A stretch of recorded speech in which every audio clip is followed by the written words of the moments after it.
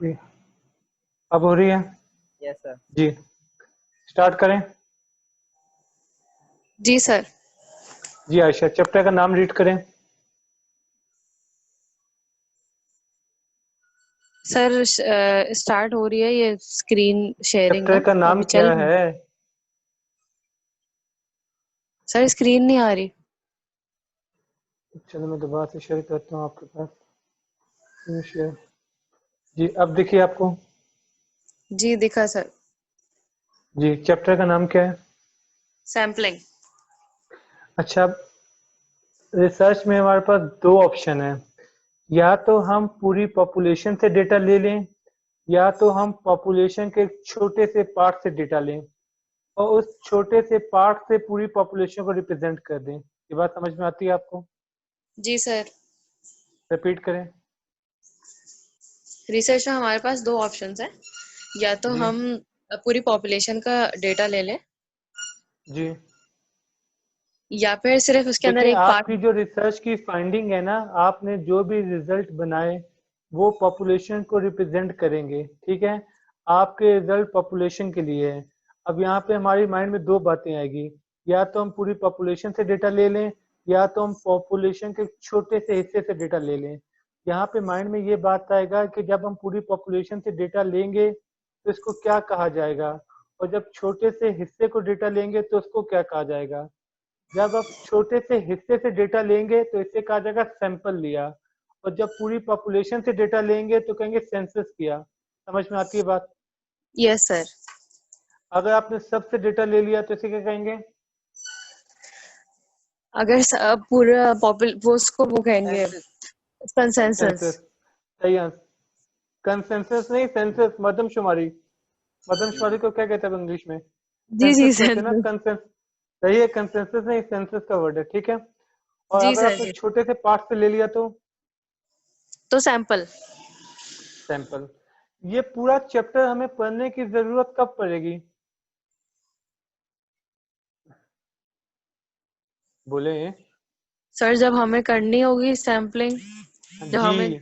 इसका मतलब है अगर आपने ये डिसाइड कर लिया पूरी पॉपुलेशन से डेटा लेना है, हमें सेंसस करना है, तो फिर sampling technique, sampling design, sample size, ये सारी चीजों की जरूरत नहीं पड़ेगी। बात समझ रहे हैं? ये तमाम जी। चीजें पढ़ने की जरूरत तब पड़ती है जब हमने डिसाइड करना होता है कि हमने सैंपल लेना है। यहाँ तक लॉजिक क्लियर हो गई? इसका यस सर। मतलब ये है जो हम रिसर्चेस पढ़ रहे हैं मोस्ट ऑफ द टाइम हमें सैम्पलिंग पे जाना पड़ता है, इसलिए हम ये चैप्टर पढ़ने जा रहे हैं। यहाँ तक लॉजिक समझ में आती है? जी सर। ठीक है। अब आपके माइंड में एक क्वेश्चन आना चाहिए कि जब हम एक छोटे से पार्ट से डेटा लेंगे तो क्या हम उसे पूरी पॉपुलेशन के लिए जनरलाइज कर सकेंगे? क्या एक छोटा सा पार्ट पूरी पॉपुलेशन को रिप्रेजेंट कर पाएगा, नहीं कर पाएगा, कर पाएगा? ये क्वेश्चन माइंड में आता है। जी सर। यही कमाल है। सबसे अच्छा सैंपल वो होता है जो पॉपुलेशन को रिप्रेजेंट करे। तो इस पूरे चैप्टर में हम यही सारी चीजें पढ़ेंगे। किस तरह से सैंपल लेना है, कितना सैंपल साइज रखना है, सैंपलिंग डिजाइन कौन सा सिलेक्ट करना है, इन तमाम चीजों का ख्याल रखेंगे तो हमारा सैंपल पॉपुलेशन को रिप्रेजेंट करेगा। ये बात समझ में आती है? बाकी सब चैट में लिखते रहें। Yes sir. ठीक है, मोहम्मद फाइक साहब ने कहा ये बात समझ में आ गई, ठीक है। अब एक कंसेप्ट पढ़ते हैं। माने कि आपके, मैंने आपकी पूरी पॉपुलेशन है, पॉपुलेशन का मैंने एवरेज मालूम की, सॉरी एज मालूम की।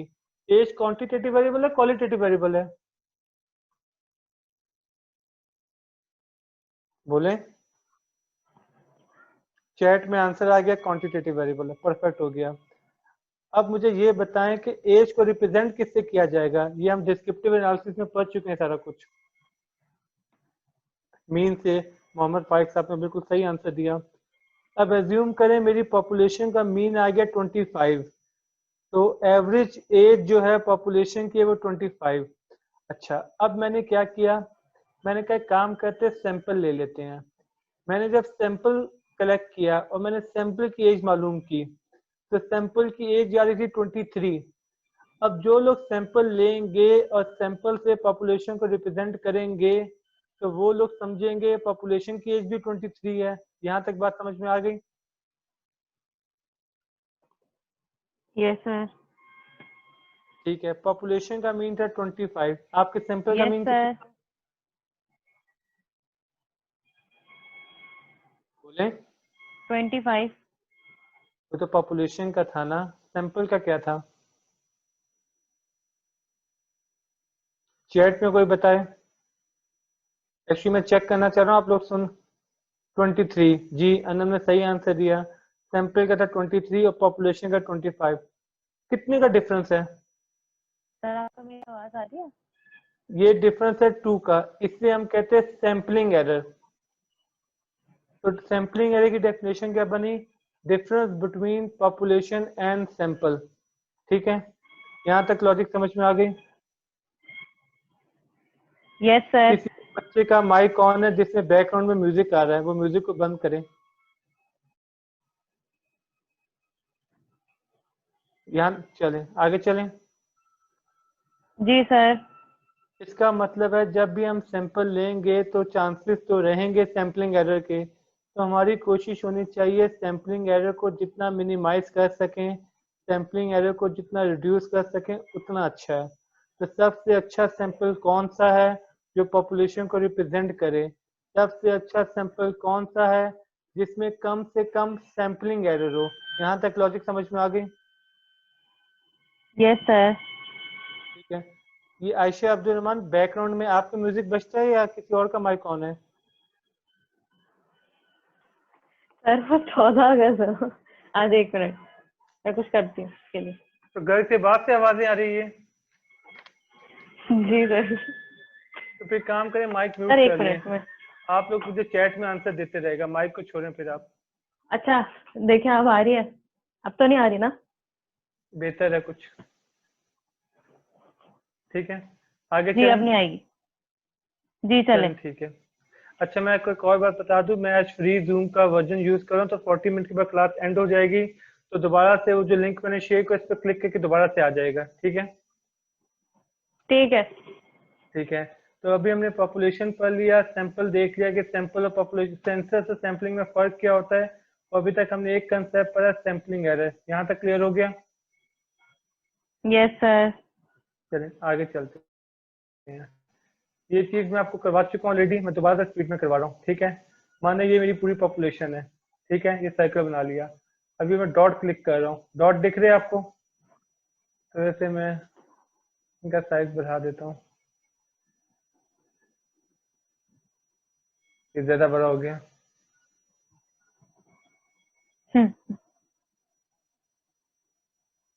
डॉट दिख रहा है आपको? जी सर दिख रहा है। अब माने ये आईयूबीएम के तमाम स्टूडेंट्स हैं, मेरी पॉपुलेशन है सीबीएम के करंटली एनरोल स्टूडेंट्स। तो जितने स्टूडेंट्स उतने डॉट मुझे लगाने पड़ेंगे। एक डॉट एक इंडिविजुअल है, यहाँ तक क्लियर है? जी sir.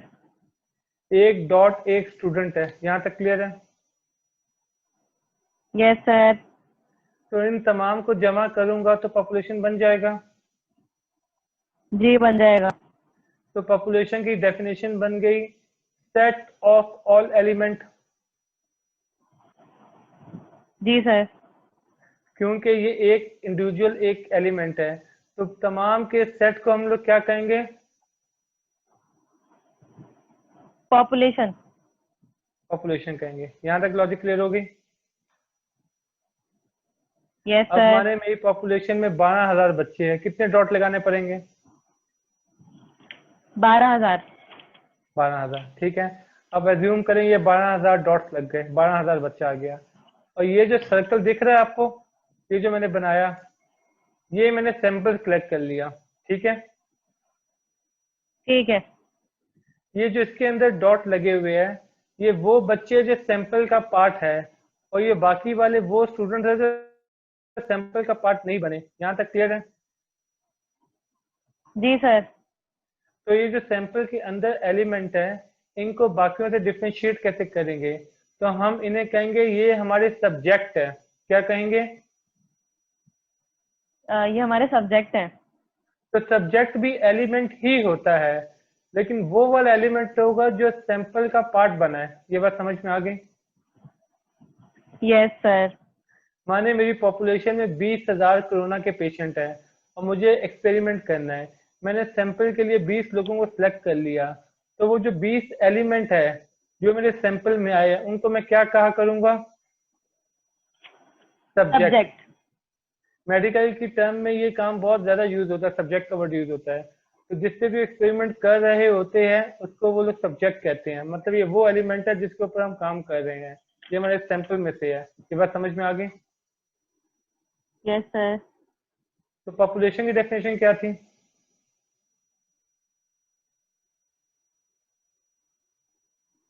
Set of all element, यही पढ़ी?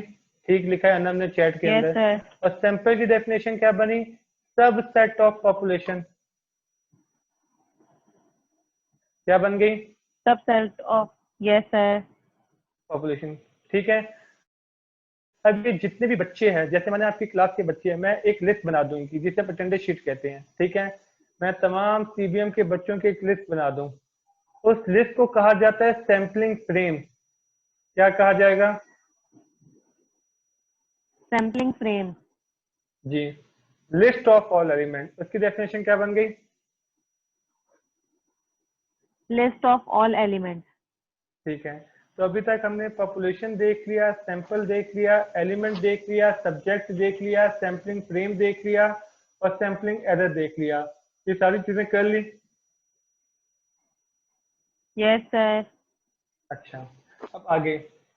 उस लिस्ट के अंदर पॉपुलेशन के हर एलिमेंट का नाम होना चाहिए। Yes sir. लेकिन कुछ नाम उस लिस्ट के अंदर नहीं है, या मैंने उस लिस्ट में कुछ ऐसे नाम डाल दिए जो पॉपुलेशन में नहीं है। तो क्या लिस्ट पॉपुलेशन को रिप्रेजेंट कर पा रही है या थोड़ा सा डिफरेंस है? थोड़ा सा डिफरेंस है सर। एरर। इस डिफरेंस को कहा जाएगा फ्रेम एरर। क्या कहा जाएगा? Frame error. हाँ, चैट में सही लिखा मैंने, फ्रेम एरर। तो हमने सैम्पलिंग एरर की डेफिनेशन क्या पढ़ी थी? Difference between population and sample. और फ्रेम एरर की डेफिनेशन क्या पढ़ी? Difference between population and sampling frame. ये बात समझ में आ गई? Yes sir. जैसे किसी मुल्क के अंदर अक्सर मुल्क में क्या होता है, शहर से डेटा लेना हो तो टेलीफोन डायरेक्टरी लेते हैं। लेकिन पॉसिबल है कि टेलीफोन डायरेक्टरी में कुछ ऐसे नंबर ना हो जो नए नए शहर में आए हैं, या ऐसा भी हो सकता है कुछ नंबर बंद हो गए हैं वो अभी भी इस टेलीफोन डायरेक्टरी में हो। तो ये जो डिफरेंस है, इस डिफरेंस को क्या कहा जाएगा?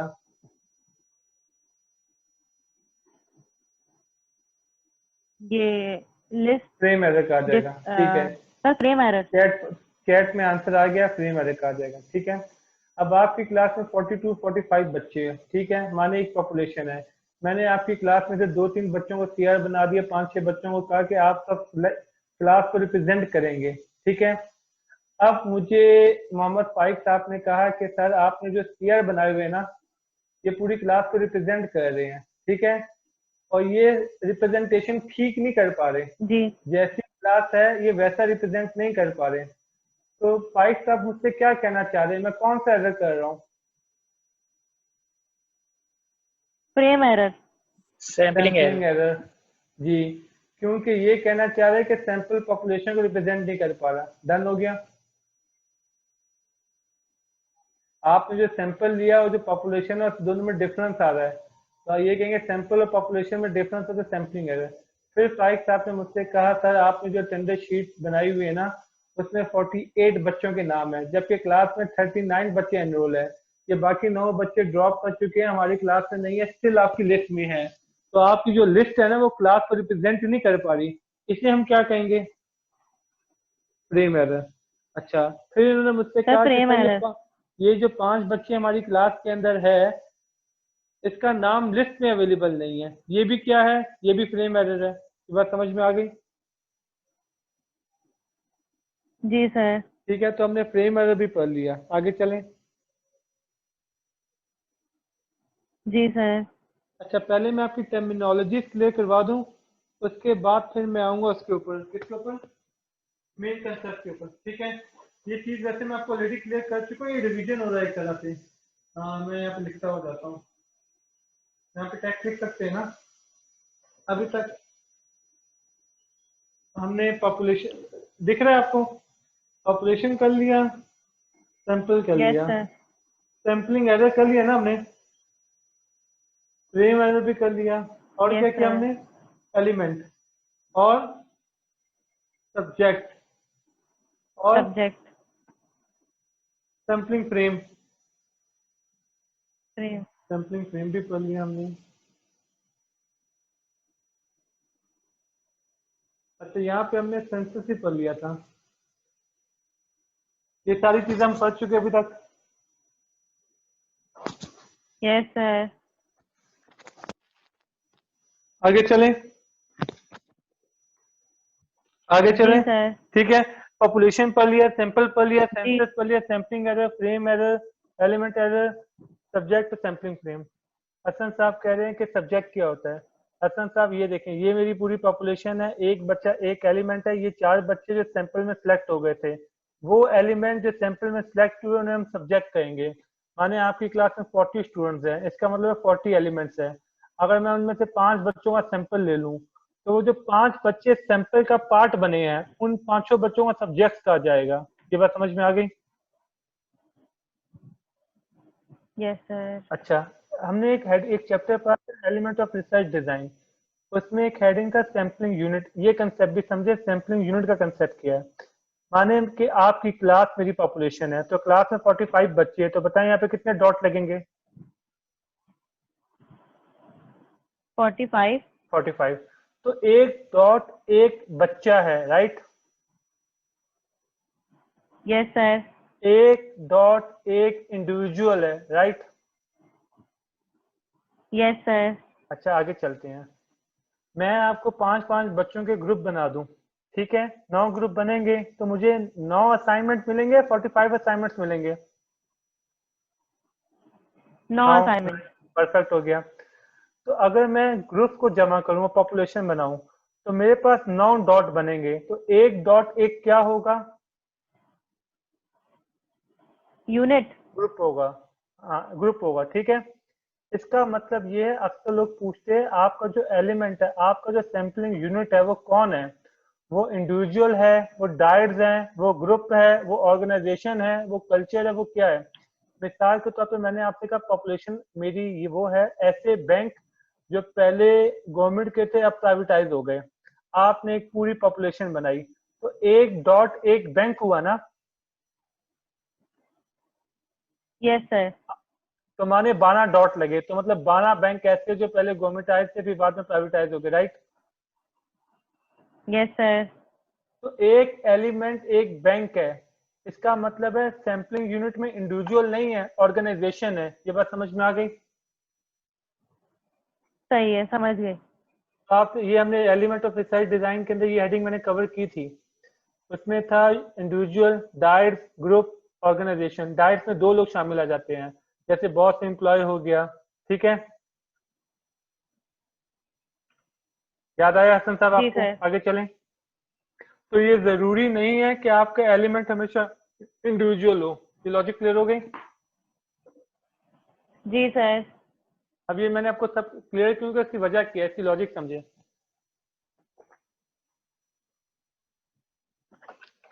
डेटा कलेक्शन में अक्सर सैंपल साइज में मसला बन जाता है। कैसे? माने मुझे आर्ली लेना है, मेरी क्लास में 45 बच्चे हैं, तो मेरे पास 45 एंट्रीज आएंगी, सबके अलग अलग मार्क्स आएंगे। जी सर। मेरा सैंपल 45 हो जाएगा, लेकिन मेरा अगर एलिमेंट सैम्पलिंग यूनिट ग्रुप है, तो मेरे पास सिर्फ 9 एंट्रीज होंगी, क्योंकि मेरे पास सिर्फ 9 रिपोर्ट्स आई हैं। एक एलिमेंट एक ग्रुप है। ये बात समझ में आ रही है? Yes sir. क्लास की जो चीज मैं क्लियर करना चाह रहा हूँ, जो नॉर्मली कंफ्यूजन होती है लोगों को, वो बात समझ में आ रही है आपको? मैं क्लियर क्या करना चाह रहा हूँ? Yes sir. ठीक है, चलें, गुड है। यहाँ पे सैम्पलिंग यूनिट की भी हेडिंग डाल देता हूँ, ठीक है। आगे चलें। जी। तो एक सेकंड रुक जाए। ये क्या हुआ? ठीक है, चलिए नीचे को और बना लेता हूँ मैं। ठीक है, अब जी। अगली हेडिंग आ जाए सैम्पलिंग डिजाइन। अगली हेडिंग क्या है? Sampling design. चलें ये थोड़ी देर बात करते हैं, बहुत लंबा टॉपिक है। इससे पहले मैं कुछ और चीजें क्लियर कर दूं। इसमें एक आप पढ़ लें, रिस्पॉन्स रेट। क्या वर्ड है? Response rate. इसका कंसेप्ट क्या है? माने आपने 100 लोगों को क्वेश्चन दिया, 80 लोगों ने फिल किया, 20 लोगों ने फिल नहीं किया, तो आपका रिस्पॉन्स रेट कितना है? 80। और नॉन रिस्पॉन्स रेट कितना है? 20। ये बात समझ में आती है? जी। तो एक होता है रिस्पॉन्स रेट, एक होता है नॉन रिस्पॉन्स रेट। ये निकालना आ गया आपको? Yes sir. ठीक है, इसमें एक छोटी सी कंफ्यूजन है, वो भी क्लियर करें। मैं आपसे कहता हूं कि मुझे 80% रिस्पॉन्स रेट चाहिए या 70, कोई भी एक रिक्वायरमेंट देता हूं। अब यहाँ पे मिस्टेक पूरी क्या करते हैं लोग, लोगों का सैंपल साइज निकला 100 का, उन्होंने 100 डिस्ट्रीब्यूट कर दिए, उनके 40 फिल हुए, तो वो करते क्या, 40 पे काम कर लेते और बोलते हैं हमारा रिस्पॉन्स रेट 40% आया था। इसमें गलती क्या हो रही है? उनको सैंपल साइज चाहिए कितना था? 100 का, बिल्कुल ठीक लिखा आपने चैट में। उनके पास आए कितने? 40। अब वो क्या करें, 60 और डिस्ट्रीब्यूट करें। उन 60 में से 30 आ गए, 40 और डिस्ट्रीब्यूट करें। करते रहे करते रहे करते रहे जब तक 100 पूरे ना हो जाए। बाद में उन्होंने नोट किया कि उनको 300 क्वेश्चन ये बांटने पड़े, फिर जाके उनका 100 का सैंपल साइज पूरा हुआ था। तो वो बोलेंगे हमारा रिस्पॉन्स रेट 33% है। ये बात समझ में आ गई? अब हमारे यहाँ मिस्टेक क्या होते है, किसी का सैंपल साइज 300 होता है, वो 300 क्वेश्चन फिल करता है, 300 में से 150 आ जाता है ना, तो 150 पे बस कर देता है, बोलता है रिस्पॉन्स रेट 50% है, और काम शुरू कर देता है। ये नहीं करेंगे, आप तब तक क्वेश्चन डिस्ट्रीब्यूट करेंगे जब तक आपका 300 पूरा ना हो जाओ। उसके बाद आप रिस्पॉन्स रेट कैलकुलेट करेंगे टोटल कितने बांटने पड़ गए थे। ये बात समझ में आ गई?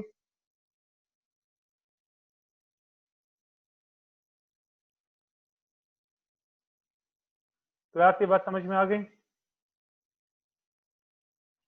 Yes sir. ठीक है, चलिए सर अब बुक देख लेते हैं, बुक में कोई बात हम छोड़ तो नहीं रहे।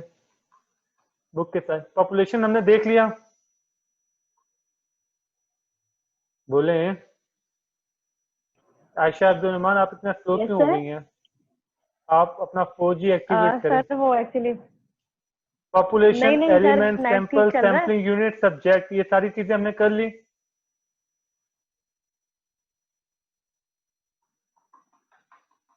चैट में आंसर आ गया, यस।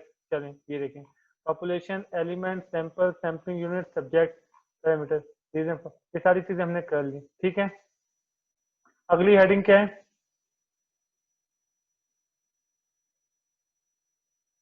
अगली हेडिंग क्या है, पढ़ें। Reason for sampling. इसमें मैं आपसे ये भी पूछ सकता हूँ वाई सैम्पलिंग। यहाँ तक बात समझ में आ गई? अगर हम सैम्पलिंग नहीं करेंगे तो हमारा दूसरा ऑप्शन है सेंसस का, जो हम ऑलरेडी पढ़ चुके हैं। लेकिन यहाँ पे क्वेश्चन है why sampling, reason for sampling. हमें सैम्पलिंग करने की जरूरत क्यों पड़ती है? ये पढ़ने से पहले मैं आपको एक और चीज क्लियर कर दूं, और वो हेडिंग का नाम क्या है, सैम्पलिंग डिजाइन। हेडिंग का नाम रिपीट करें, क्या चीज है? Sampling design. सैम्पलिंग। ठीक है, मैं चैट पे जा रहा हूँ, जैनुल अब्दुल साहब ने कहते सैम्पल, इसका मतलब है how to draw sample, sample लेना कैसे है। ये बात समझ में आ गई? Yes sir. जैनुल आबदीन साहब आप आ सकते हैं माइक पे थोड़ी देर के लिए?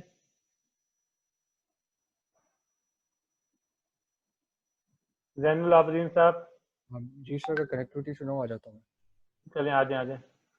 सैम्पलिंग डिजाइन का मतलब क्या है? Sir how to draw sample. हाँ, मतलब क्या है, सैंपल लेना कैसे है। अब इसकी साइंस समझें। अगर आप गलत तरीके से सैंपल ले लेंगे तो इसमें सैम्पलिंग एरर बनने के चांस बढ़ जाएंगे। मिसाल के तौर पर समझाता हूँ। जैनुल आबदीन साहब, आपको चाय बनाना आती है? Yes sir. आपने चाय बनाई, आप एक सिप लेके क्या चेक करते हैं? चीनी ठीक है नहीं, पत्ती ठीक है नहीं, ये चेक करते हैं। जी सर। तो आप सैंपल देख के पॉपुलेशन को एस्टिमेट कर लेते हैं। बिल्कुल। अगर सैंपल में चीनी कम है तो मतलब पूरी पॉपुलेशन में चीनी कम है, सैंपल में चीनी ज्यादा है तो मतलब पूरी पॉपुलेशन में चीनी ज्यादा है। आप में से थोड़ा सा ब्लड में लूंगा, होमोग्लोबिन का लेवल क्या है, डायबिटीज लेवल क्या है, मैं पूरी पॉपुलेशन का आइडिया लगा लूंगा। Yes sir. चलें, परफेक्ट है। 1 लीटर चाय है, तब भी एक सिप काफी है। जी सर बिल्कुल। 2 लीटर चाय है, अब भी जी। बोले भाई। जी सर। एक सिप काफी है, 10 लीटर चाय है। फिर भी एक सिप काफी है। तो आप कह रहे हैं ये पॉपुलेशन की नेचर इस तरह की है कि पॉपुलेशन का साइज चाहे जितना भी बढ़ जाए, सैंपल साइज थोड़ा सा इनफ हो जाएगा, राइट? ठीक है सर। अब माने कि आपने एक पेस्ट्री बनाई चॉकलेट की 6 लेयर की। अगर मैं टॉप से थोड़ा सा लूंगा तो मुझे पता चलेगा फर्स्ट लेयर कैसी है, अगर मैं बॉटम से लूंगा तो मुझे पता चलेगा लास्ट लेयर कैसी है। पूरी पेस्ट्री कैसी है तो मुझे एक बड़ा बाइट लेना पड़ेगा। जी सर बिल्कुल। तो आप कहेंगे दूसरे की इतनी ज्यादा चाय थी, 100 लीटर, एक छोटा सा सिप लिया, मेरी इतनी छोटी सी पेस्ट्री थी, इतना बड़ा बाइट क्यों लिया? तो मैं कहूँगा उसकी पॉपुलेशन कुछ और है, तुम्हारी पॉपुलेशन कुछ और है। यहाँ तक बात समझ में आती है? जी सर क्लियर है। इसका मतलब है सैंपल साइज भी एक बड़ी इंपॉर्टेंट चीज है। हम अपनी मर्जी से सैंपल साइज सिलेक्ट नहीं करेंगे, सैंपल साइज कैलकुलेट करेंगे, डिसाइड करेंगे कितना सैंपल होना चाहिए, कितना सैंपल नहीं होना चाहिए। यहाँ तक बात समझ में आती है? जी सर। तो हमें सैंपल साइज की कैलकुलेशन भी आनी चाहिए कि सैंपल साइज कैसे कैलकुलेट होगा। यहाँ तक क्लियर हो गया? जी। अभी तो हमने ये बात समझी कि सैंपल साइज कभी थोड़ा भी काफी हो जाएगा और कभी कभी हमें सैंपल साइज बड़ा लेना पड़ेगा, देखना पड़ेगा इस चीज को। सैंपल साइज के ऊपर क्या हेडिंग थी? Sampling design. Sampling sample. Design का मतलब था हाउ टू ड्रॉ सैंपल, यही मतलब था ना? जी सर। इससे क्या फर्क पड़ता है, इसकी लॉजिक समझाता हूँ आपको। आपने जब चाय का सिप लिया था, आप कहीं से भी सिप ले लो, कोई फर्क तो नहीं पड़ता ना? नो सर कोई फर्क नहीं पड़ता। लेकिन आप कब बिरयानी की देग ओपन करते हैं तो बिरयानी की देग आप ओपन करें तो नोट करेंगे ऊपर सारे चावल सफेद होते हैं, देखा है आपने? जी सर। अगर आप ऊपर से एक चावल का दाना लेके खाएं तो आपको लगेगा पूरी बिरयानी कच्ची है, पूरी बिरयानी पकी ही नहीं, मसाला ही नहीं, यही लगेगा। बिल्कुल। तो आप क्या गलती कर रहे हैं? सर मिक्स नहीं कर रहे। आप गलत जगह से सैंपल ले रहे हैं। आप कहेंगे गलत जहां जगह से से आपने सैंपल नहीं सैंपल कर रहे। लिया वो सैंपल पॉपुलेशन को रिप्रेजेंट नहीं कर रहा, राइट? जी। और अगर आपने बिल्कुल नीचे बॉटम से एक वाला ले लिया तो बहुत ज्यादा मसाला नहीं होगा? बिल्कुल सर। तो आपको लगा मसाला बहुत ज्यादा हो गया, अब भी आप क्या गलती कर रहे हैं? सैंपल गलत जगह से दे रहा हूँ। हाँ, तो आप कुक क्या करता है, देख के सेंटर से एक चावल का दाना लेके आता है, उसको टेस्ट करके मालूम चल जाता है मसाला ठीक है नहीं है, गोश्त गला है नहीं गला, दम देने की जरूरत और है नहीं है, उसको तमाम चीजों का पता चल जाता है। तो इसका मतलब है आपको लग रहा होगा कि पॉपुलेशन देख के डिसाइड किया जाएगा सैंपल लेना कैसे है। ये बात समझ में आ गई? जी। और सैंपलिंग डिजाइन में हमने क्या करना होता था? सर सैंपलिंग डिजाइन में ये सैंपल देखने के सैंपल लेने यही की। करना है। जी। हाँ, तो इसमें 2 तरीके हैं, कौन कौन से हम पढ़ चुके हैं वैसे? बोलें जल्दी से। प्रोबेबिलिटी और probability and non. Non probability. हाँ, ठीक है, सही आंसर आ गया। तो सैंपलिंग डिजाइन में सैंपल लेने के 2 मेथड है, प्रोबेबिलिटी और नॉन प्रोबेबिलिटी। अब इसकी डिटेल हमने पढ़नी है। प्रोबेबिलिटी के अंदर 5 मेथड है, रैंडम है, सिस्टमैटिक है, certified, cluster, multi stage cluster, ये सारी बहस हो जाएगी। उसके बाद फिर non probability, convenience, quota, judgement, snowball, ये तमाम बहस होगी। ठीक है, ये डिटेल अभी हमने पढ़नी है कि प्रोबेबिलिटी के अंदर कौन कौन सी टाइप है, नॉन प्रोबेबिलिटी में कौन कौन सी टाइप है। यहाँ तक बात समझ में आ गई? Okay sir. अच्छा, ये प्रोबेबिलिटी और नॉन प्रोबेबिलिटी का डिफरेंस क्या है, ये हमने पढ़ लिया था। जी। प्रोबेबिलिटी में हमने कहा था पॉपुलेशन साइज नोन होगा, नॉन प्रोबेबिलिटी में हमने कहा था पॉपुलेशन साइज अननोन होगा। याद आया आपको? जी सर। अच्छा, बुक में क्या लिखा हुआ है? बुक में लिखा हुआ है अगर सैम्पलिंग फ्रेम अवेलेबल है तो प्रोबेबिलिटी, और सैम्पलिंग फ्रेम अवेलेबल नहीं है तो नॉन प्रोबेबिलिटी। सैम्पलिंग फ्रेम का मतलब था लिस्ट ऑफ ऑल एलिमेंट, यही मतलब था ना? जी। तो लिस्ट तो आप तब बनाएंगे जब आपको सबका पता होगा, जब आपको सबका पता ही नहीं तो अब लिस्ट कैसे बनाएंगे? ये बात समझ में आ गई? बिल्कुल सर। माने आपकी क्लास के ऊपर मुझे रिसर्च करना है, आपकी क्लास मेरी पॉपुलेशन है, तो इसकी लिस्ट मैं बना सकता हूँ? Attendance sheet. इसका मतलब है मुझे पॉपुलेशन साइज नोन है, बिल्कुल और जब पॉपुलेशन साइज नोन होगा तो प्रोबेबिलिटी सैंपलिंग होगी। होगी। लेकिन मुझे रिसर्च करना है कराची में 3 एरिया जो शीशा पीते हो, क्या कोई लिस्ट अवेलेबल है इन चीजों की? क्या आपको एग्जैक्ट पता है कराची में कितने 3 एरिया जो सिगरेट पीते होंगे? नो सर, उसकी नहीं है। तो आपको साइज नहीं पता, तो आप इसमें नॉन प्रोडक्टिव सैंपलिंग करेंगे, ठीक है। ठीक है सर। हमने लास्ट क्लासेस में ये बात पढ़ चुके हैं कि पॉपुलेशन नोन होना अननोन होना अलग बात है, पॉपुलेशन साइज नोन होना अननोन होना अलग बात है। जी आप बिल्कुल। चाहे कोई भी रिसर्च करें, पॉपुलेशन तो आपको हमेशा नोन होगी, पॉपुलेशन साइज नोन है या अननोन है ये डिस्कस हो रहा है। अक्सर बच्चे ब्लंडर मारते में पॉपुलेशन ही नहीं पता, बंदा कुछ।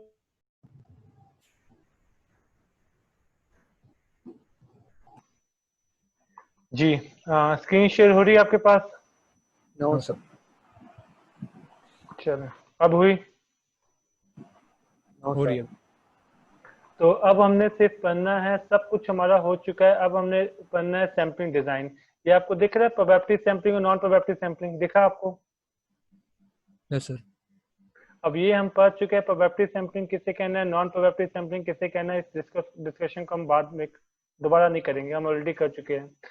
अब देखें जो इस बुक के अंदर दिए हुए, मैं सिर्फ आपको वही करवा रहा हूँ, ठीक है। मैं इस बुक से बाहर नहीं जा रहा। तो ओके जिसका सर। जिक्र इन्होंने किया हुआ है मैं सिर्फ उसी का जिक्र कर रहा हूँ। होती काफी सारी हैं, नॉन प्रोबेबिलिटी में बहुत सारी टाइप्स हैं, लेकिन जो सिर्फ इस बुक में दी हुई है मैं उसी की हद तक रह रहा हूँ, ठीक है। ठीक है सर। प्रोबेबिलिटी नॉन, पहले नाम नोट कर लें। रैंडम, पहले आप लिखें सिंपल रैंडम सैम्पलिंग, पहले का नाम क्या है? Simple random sampling. दूसरे का नाम है सिस्टमैटिक सैम्पलिंग, दिख रहा है आपको? जी सर। तीसरी का नाम क्या है? Stratified random sampling.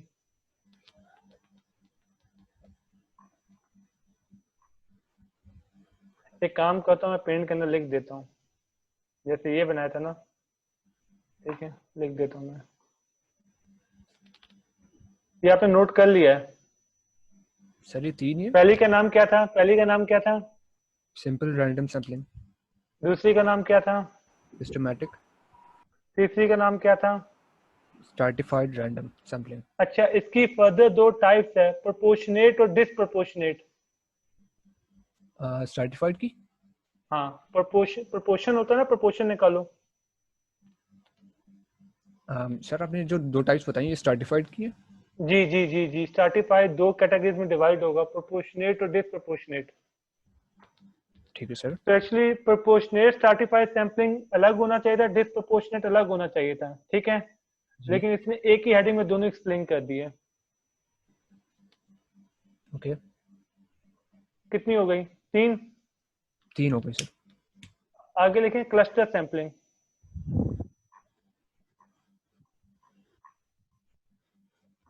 ये लिखा हुआ आ गया। चौथी का नाम क्या है? Cluster sampling. और पांचवी का नाम लिख लें multi stage cluster.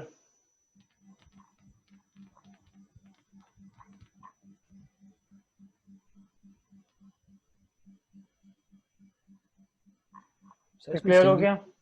Single stage अलग है। नहीं नहीं, इसमें सिर्फ मल्टी स्टेज क्लस्टर लिख लें। ओके।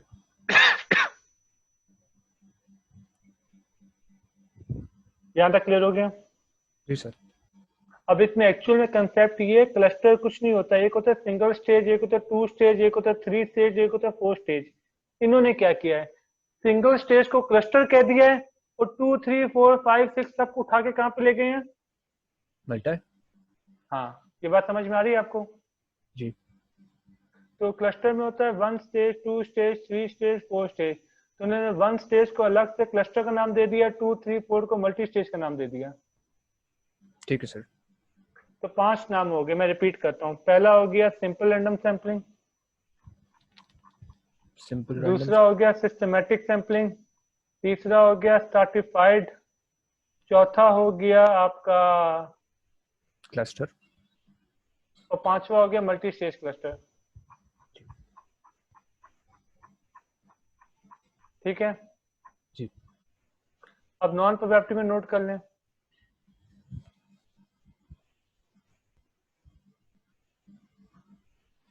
जी सर। पहली लिखें convenience sampling,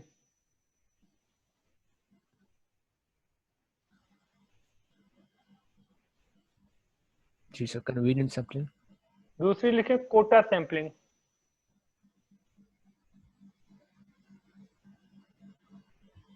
quota sampling.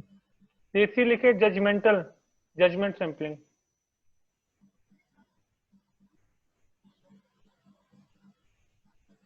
Judgemental sampling.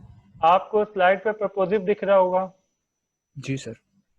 लेकिन ये हमने क्यों नहीं लिखा? ये देखें प्रपोजिव में ये दोनों ही आ जाती है, कोटा और जजमेंट, तो इन दोनों को अलग अलग करके पढ़ रहे हैं, ये दोनों इस हेडिंग में आ जाएंगे। ये बात समझ में आ गई? ठीक है सर। ये प्रपोजिव की दो टाइप्स इन्होंने दी हुई है, कोटा और जजमेंट, तो इन कितनी हो गई? 3 हो गई। 3 हो गई सर।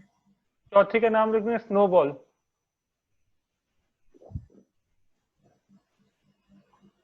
Snowball sampling.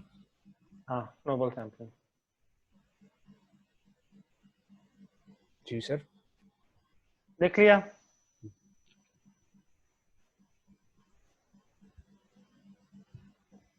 सर इसमें 4 ही है? 4 ही कर लें। बुक में 4 दिए तो मैं 4 कर रहा हूँ। काफी सारी होती हैं, एक्सट्रीम केस सैंपलिंग भी होता है, सब बहुत कुछ होता है, लेकिन बुक में क्योंकि 4 दिए हुए तो मैं फिलहाल 4 करवा रहा हूँ आपको। Okay sir. ठीक है, जी। चलें आगे। जी सर चले। ठीक है, अब आसान सवाल तो ये है कि मैं आपसे पूछूं सिस्टमेटिक प्रोबेबिलिटी में आता है, नॉन प्रोबेबिलिटी में आता है, कन्वीनियंस किस में आता है, तो ये सब तो आपको याद होना चाहिए कि प्रोबेबिलिटी की कौन कौन सी टाइप्स है और नॉन प्रोबेबिलिटी की कौन कौन सी टाइप है। यहाँ तक क्लियर हो गया? जी सर क्लियर है। टेक्निकली मुझे आपको सिर्फ कन्वीनियंस करवानी चाहिए। वजह क्या है? हर एक दीन में एक वर्ड होता है उर्फ। उर्फ में क्या मशहूर है, कॉमन क्या है? हमारे यहाँ अगर 1000 रिसर्चेज हो रही है तो 999 के अंदर कन्वीनियंस सैंपलिंग हो रही है। ठीक है, लेकिन क्योंकि हमने पहली क्लास में भी डिस्कस किया था, बुक में जितनी भी चीजें हैं, चाहे कोर्स में शामिल हो चाहे कोर्स में शामिल ना हो, चाहे रेलिवेंट हो चाहे रेलिवेंट ना हो, एक एक हेडिंग करेंगे, ताकि जब कोई बच्चा बुक पढ़े तो उसको ये ना लगे कि ये वाली हेडिंग रह गई, ये वाला पैराग्राफ रह गया। ठीक है, उसी पॉलिसी को फॉलो करते हुए मैं आपको तमाम करवा रहा हूँ। ठीक है, लेकिन हमारी नॉर्मली यूनिवर्सिटीज में कौन सी फॉलो की जाती है? कन्वीनियंट।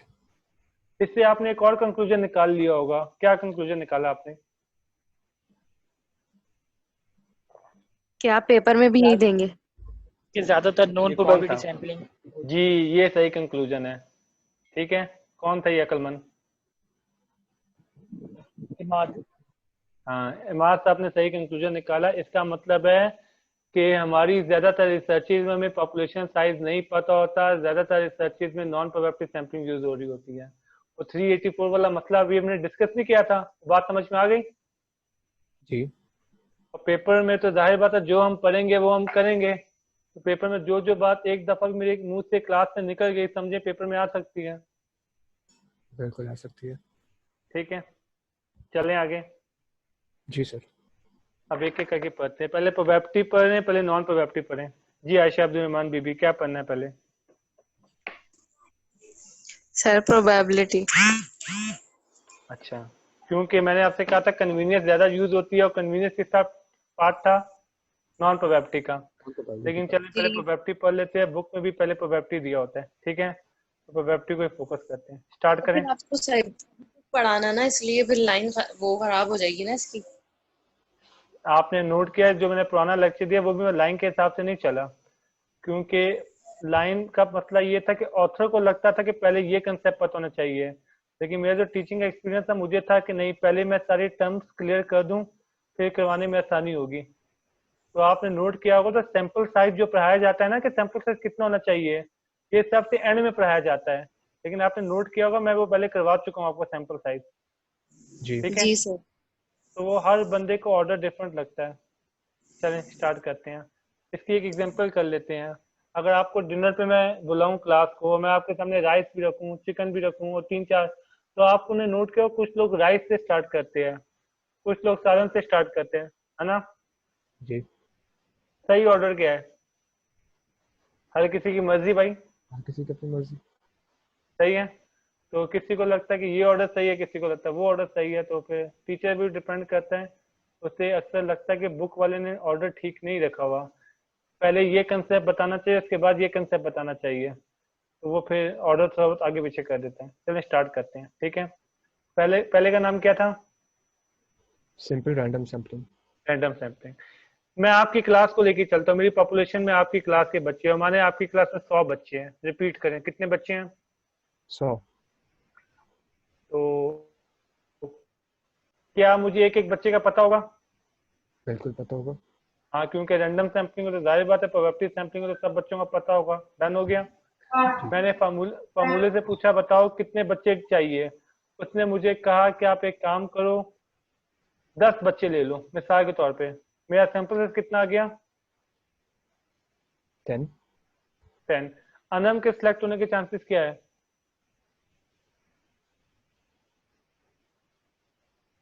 बोले भाई। 10%। 1 divide by 100। 1 divide by Anam के सिलेक्ट होने के चांसेस क्या है?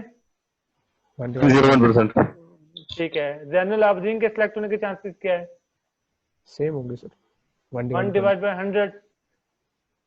और इमाद फरोज के सिलेक्ट होने के चांसेस क्या है? उनके भी सेम होंगे। तो सबके इक्वल चांसेस हैं। जी। कोई बाइसनेस हो रही है, कोई डिस्क्रिमिनेशन नाम की चीज हो रही है? नहीं सर। ये जो आप टीवी शोज में पर्ची सिस्टम देखते हैं, कुरानदाजी, जी। ये क्या होती है? माने कि मैं एक डब्बा लूं, डब्बे के ऊपर लिख दूं MBR क्लास, उस डब्बे में 100 पर्चियां डाल दूं, हर बच्चे की एक एक पर्ची डाल दूं, क्या हर किसी के सिलेक्ट होने के चांसेस है? बिल्कुल है। इक्वल चांसेस है। इक्वल चांसेस है। तो मैं से ये कह सकता हूँ हर एलिमेंट के सिलेक्ट होने के इक्वल चांसेस है, राइट? जी। मैंने पहली पर्ची निकाली, फिर दूसरी निकाली, फिर तीसरी निकाली, कब तक निकालूंगा? जब तक सैंपल कंप्लीट हो जाता। 10। जब तक 10 पूरे ना हो जाए। डन। जी। बस हो गई रैंडम सैम्पलिंग। क्लियर हो गया? सर एक कंफ्यूजन है जी। सर, अगर हमें एक बच्चा सेलेक्ट करना हो तो हम 1 डिवाइड बाय 100 करेंगे ना, लेकिन अगर 10 सेलेक्ट प्रोबेबिलिटी करने की हैं तो बात 10 कर रहा तो हूँ। ना समझे नहीं। जब आपने पहला बच्चा सिलेक्ट किया तो हर बच्चे की प्रोबेबिलिटी क्या है सिलेक्ट होने की? 1/100। अच्छा, अब माने वो पर्ची आपने वापस अंदर डाल दी और आपने कहा ये बच्चा तो कंफर्म हो गया, फिर आपने मिक्स किया, फिर एक पर्ची निकाली, अब हर बच्चे की प्रोबेबिलिटी क्या है? वही 1/100। लेकिन इमेजिन करें पर्ची वापस नहीं डाल रहे। एक्चुअली मैं चक्कर में इसलिए नहीं पढ़ रहा क्योंकि स्टैटिस्टिक्स में आपको विद रिप्लेसमेंट विदाउट रिप्लेसमेंट की सारी स्टोरी बड़ी डिटेल में पढ़ाई गई थी, याद है आपको? बॉल निकाल के जी वापस जी। डाल दो विद रिप्लेसमेंट। अगर माने मैं पर्ची वापस नहीं डालूंगा तब भी तो 1/99 हो जाएगा ना।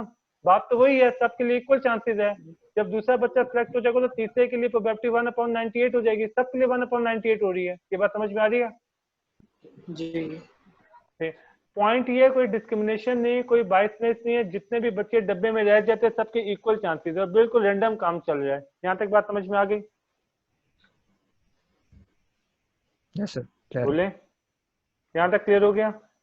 अब माने कि मेरे फार्मूले ने मुझसे कहा था 20 बच्चे चाहिए, तो बताएं एक एक करके मैं कितनी बच्चे निकालूंगा? 20।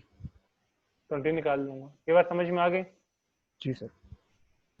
हाँ, आपका सवाल ये बन सकता था एक एक करके निकालूं एक साथ 20 निकाल लूं, ये सवाल बनता था आपका, जो आपने किया नहीं। तो उसका भी जवाब दे दो। निकाल सकते हैं, है तो रैंडम ही ना। जी।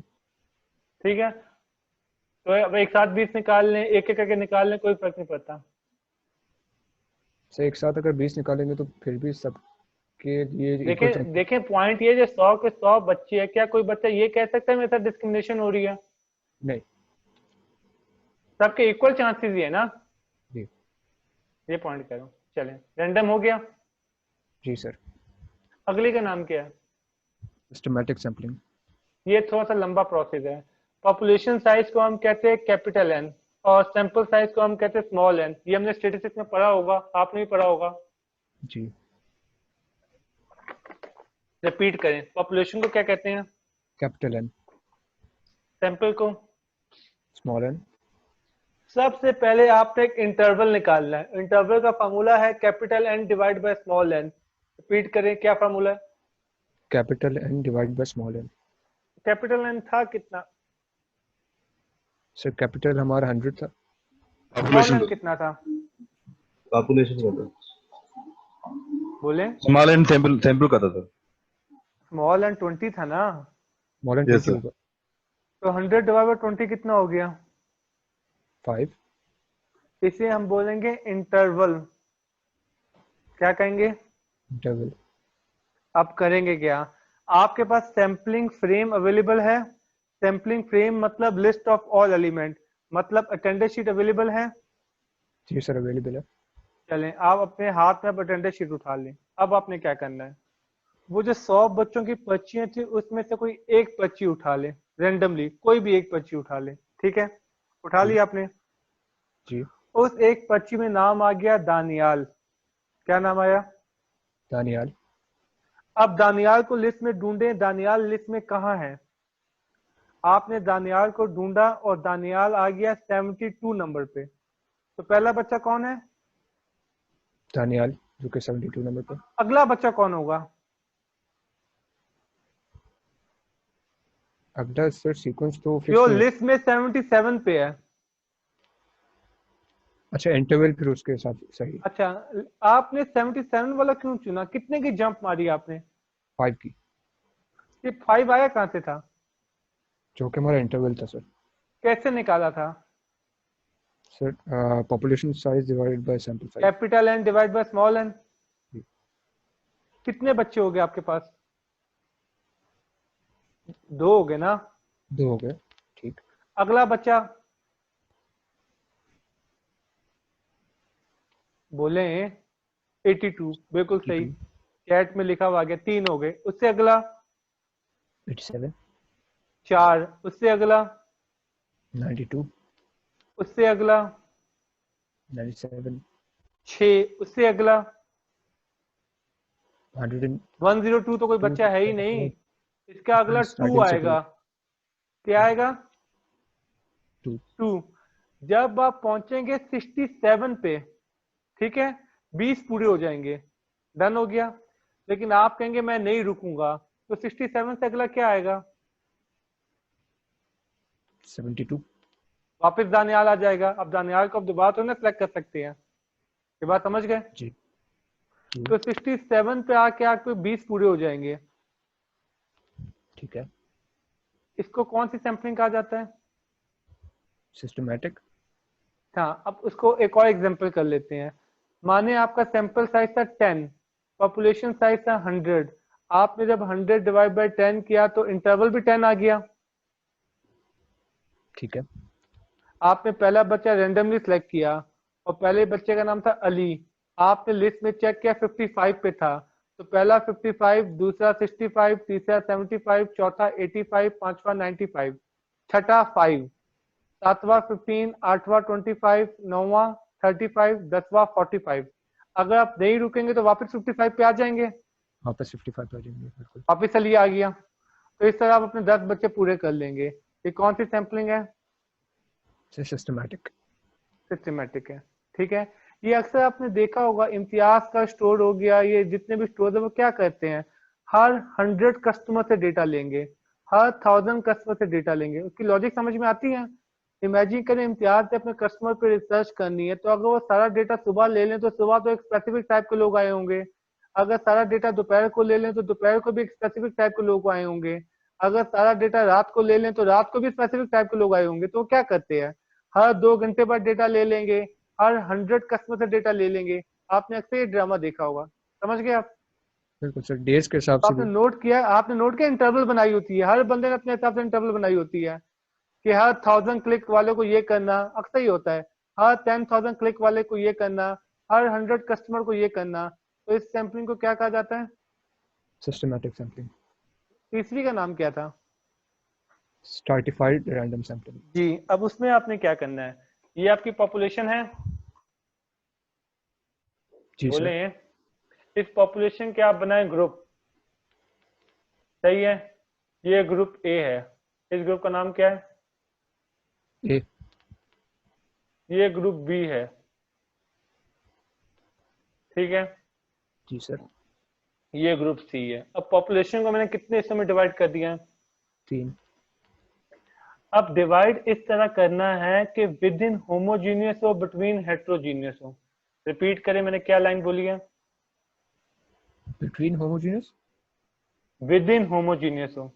अच्छा, within homogeneous and between heterogeneous. हाँ, एज्यूम करें मैं इसको जेंडर की बेस पे डिवाइड करता तो दो ग्रुप बनते ए और बी। ए में सारे मेल होते, बी में सारी फीमेल होती। तो ए में सारे बच्चे होमोजीनियस है, एक जैसे हैं, और बी में भी सब एक जैसे हैं, लेकिन ए और बी एक जैसे आपस में नहीं है। ये बात समझ में आती है? सही। माने मैंने डिग्री की बेस पे डिवाइड कर दिए। ए में वो बच्चे जो बीबीए करके आए हैं, बी में वो बच्चे हैं जो इंजीनियरिंग करके आए हैं, सी में वो बच्चे जो मेडिकल करके आए हैं। तो ए के सारे बच्चे एक जैसे हैं, बिल्कुल। बी के सारे बच्चे एक जैसे हैं, जी। सी के सारे बच्चे एक जैसे हैं, जी सर। लेकिन ए का बच्चा बी जैसा नहीं है, ए का बच्चा सी जैसा नहीं है, सी का बच्चा बी जैसा नहीं है। डन? जी सर। ये बात क्लियर? अब इमेजिन करें मेरा सैंपल साइज है 20 का। मेरा सैंपल साइज कितना है? 20 का। अब सेक्शन ए में 20 बच्चे थे, और ग्रुप बी में 30 बच्चे हैं, और ग्रुप सी में 50 बच्चे हैं। अब मसला क्या है, मुझे देखना था CABM में किस बैकग्राउंड के बच्चे आते हैं। अगर मैं सारे बच्चे ए के ले लूंगा तो मुझे लगेगा पूरी क्लास बिजनेस बैकग्राउंड से आई हुई है। तो क्या सैंपल पॉपुलेशन को रिप्रेजेंट करेगा? नो। अगर मैं 20 से ज्यादा बच्चे ले लूं तो लगेगा सब इंजीनियरिंग से आते हैं। तो क्या सैंपल पॉपुलेशन को रिप्रेजेंट कर पाएगा? नहीं, सैम्पलिंग एरर होगा। और मैं सी से ले लूं तब भी सैंपल पॉपुलेशन को रिप्रेजेंट नहीं करेगा, सैम्पलिंग एरर हो जाएगा। यहाँ तक बात समझ में आ रही है? जी सर। तो आप लोग अपनी मर्जी से कोई कानून बनाएं, कोई लॉ बनाएं, क्या करना चाहिए?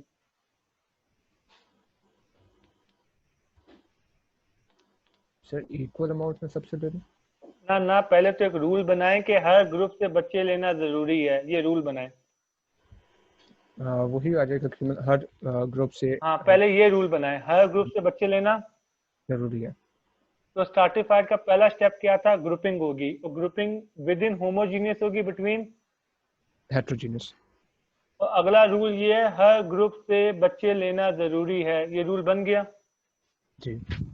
आगे सिस्टमैटिक में इंटरवल कैलकुलेट करने का फॉर्मूला क्या था? जी सर। सिस्टमैटिक में इंटरवल कैलकुलेट करने का फॉर्मूला था capital N N divide by small N. Done? जी। यहाँ पे उल्टा है, small N divide by capital N. जरा कैलकुलेट करें क्या बनता है। स्मॉल एन कितना है? Small N 20। कैपिटल एन कितना है? 100। 0.2 आ गया। जी। तो 0.2, 20% का 0.2 ले लें, कितने बच्चे आएंगे? 4 आ जाएंगे। और 30% का 0.2 कितने बच्चे? 50% का 0.2 10। तो 10 बच्चे यहाँ से आएंगे, 6 बच्चे यहाँ से आएंगे, 4 बच्चे यहाँ से आएंगे। कितने हो गए? 20। आपको कितने चाहिए थे? 20 चाहिए थे। ये बात समझ में आ गई? ठीक। तो किस ग्रुप में से कितने बच्चे होगा, ये ग्रुप का प्रोपोर्शन देख के डिसाइड कर रहे हैं आप लोग? जी। अच्छा, अब एक नया मसला, पहले ग्रुप में कितने बच्चे हैं?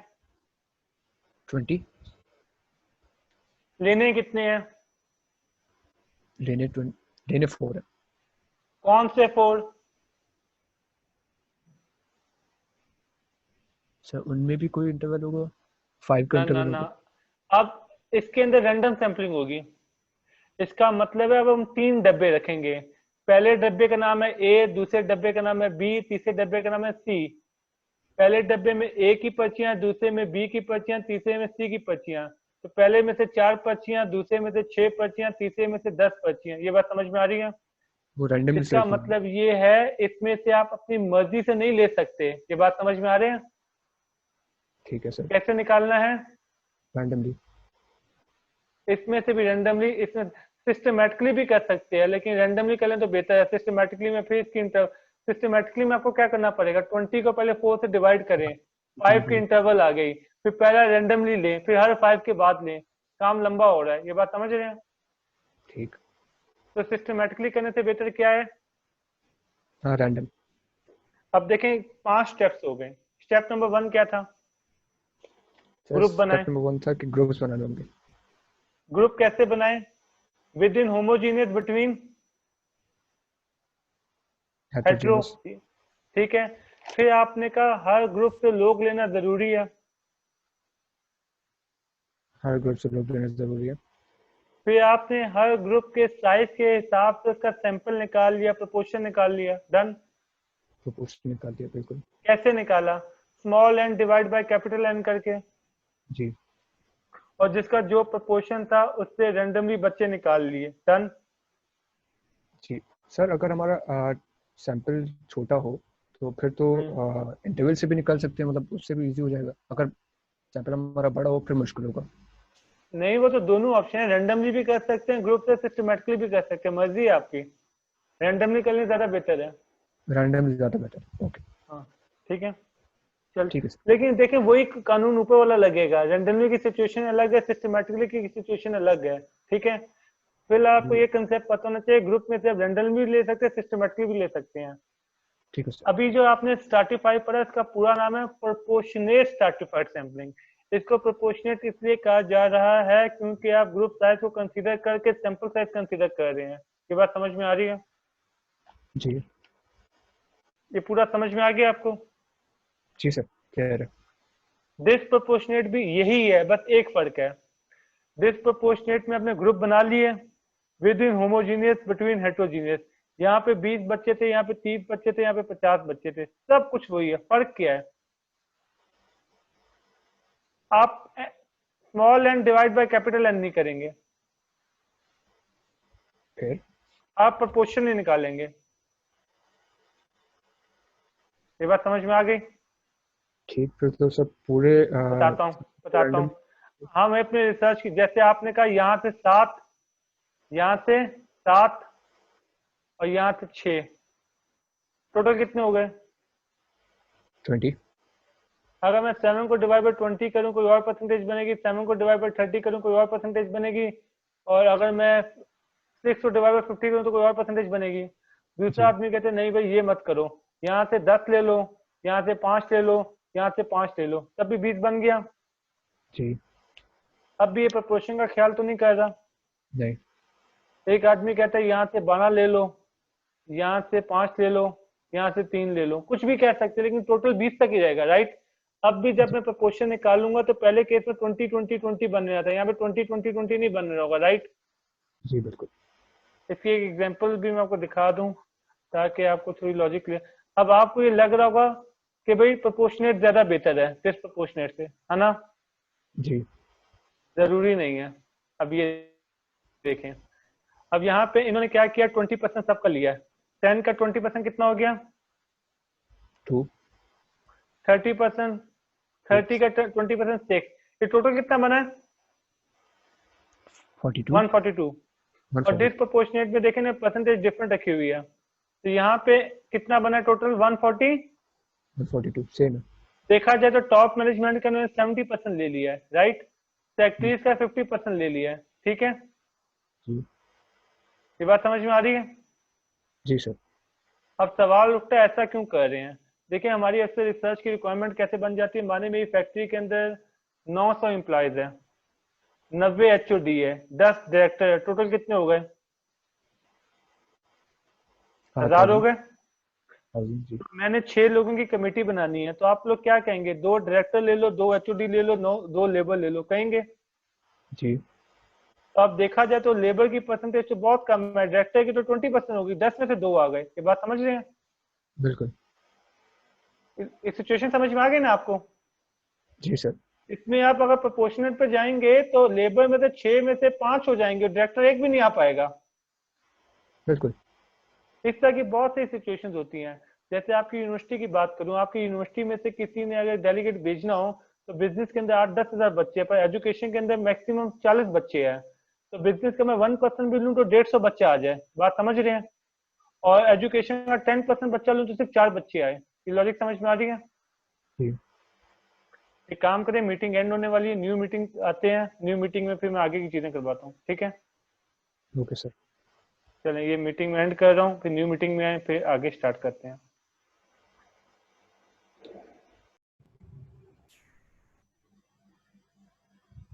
चलें, अच्छा, आगे वही काम होगा। आपने कहा यहाँ से 5, यहाँ से 5, यहाँ से 10, तो ये यहाँ से 5 रैंडमली सिलेक्ट होंगे, यहाँ से भी 5 रैंडमली सिलेक्ट होंगे, यहाँ से भी 10 रैंडमली सिलेक्ट होंगे। जो फर्क आ रहा है ना, वो फ्रिक्वेंसी में फर्क आ रहा है कि कितने लोगों का लेना है। ये बात समझ में आ गई? जी तो प्रोपोर्शनेट स्ट्रैटिफाई और डिस्प्रोपोर्शनेट स्ट्रैटिफाई का डिफरेंस क्लियर हो गया? जी सर। ठीक है। किसका फर्क है? सैंपल साइज का। ये प्रोपोर्शनेट में हर ग्रुप के साइज के हिसाब से सैंपल निकाला जाता है, और डिस्प्रोपोर्शनेट में ग्रुप के साइज को कंसीडर नहीं कर रहे हम लोग। ठीक है, ओके सर। चलें आगे। जी सर। अगली का नाम क्या है? सर नेक्स्ट है क्लस्टर सैम्पलिंग। क्लस्टर। ठीक है, क्लस्टर सैंपलिंग का पहला स्टेप वही है, आप ग्रुपिंग करें ए बी सी।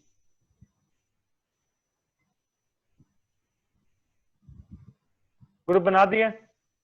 जी तो फर्क क्या हुआ? क्लस्टर और स्ट्रैटिफाई के ग्रुप में फर्क क्या है? सर उसमें हम लोग ग्रुप बना रहे थे विद इन होमोजेनियस और हेट्रोजेनियस, बिटवीन हेट्रोजेनियस। पूरी लाइन बोले, with in homogeneous, between heterogeneous. With in homogeneous and between heterogeneous. Cluster में क्या करेंगे? सर इसमें इक्वल। क्लस्टर में एग्जैक्ट उल्टा करेंगे। रिपीट करें, उल्टे में क्या होगा? उल्टा फिर विद इन हेट्रोजेनियस होगा और बिटवीन होमोजेनियस होगा। हाँ, अच्छी बात की आपने। विद इन क्या होगा? With in heterogeneous, between homogeneous. इसका मतलब ये है ग्रुप ए के अंदर जो बच्चे हैं वो बहुत डिफरेंट है एक दूसरे से, लेकिन ग्रुप ए ऐसा ही है जैसा कि ग्रुप बी है, बी है। ग्रुप बी वैसा ही है जैसा कि ग्रुप। सी है। मिसाल के तौर पे मेरे पास खिलाड़ी आ गए, मान लें 110 प्लेयर आ गए, ठीक है? तो आपका क्या ख्याल है, मैं 10 कीपर को एक टीम में, 10 फास्ट बॉलर को एक टीम में, 10 ओपनर को एक टीम में, 10 मिडिल ऑर्डर को एक टीम में डालूंगा, या एक टीम के अंदर opener, middle order, keeper, fast bowler, spinner सब डालूंगा? एक ही टीम में सब डालेंगे सर। तो टीम में जो ग्रुप है वो हेट्रोजीनियस है या नहीं है? है सर। लेकिन एक टीम वैसी ही है जैसे कि दूसरी टीम होती है। तो वो बिटवीन में क्या है? बिटवीन में होमोजेनिटी है, और विद इन क्या है?